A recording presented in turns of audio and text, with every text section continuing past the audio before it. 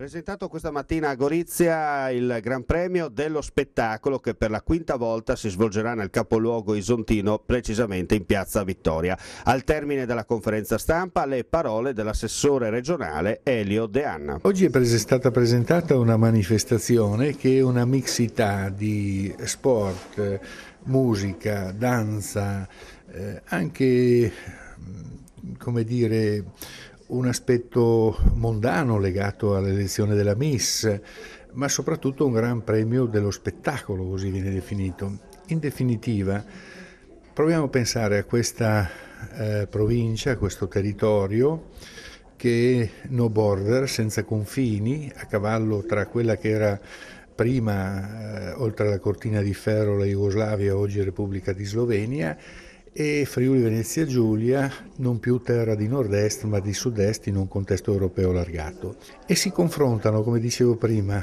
sotto l'aspetto dello sport, ma quello sport di strada.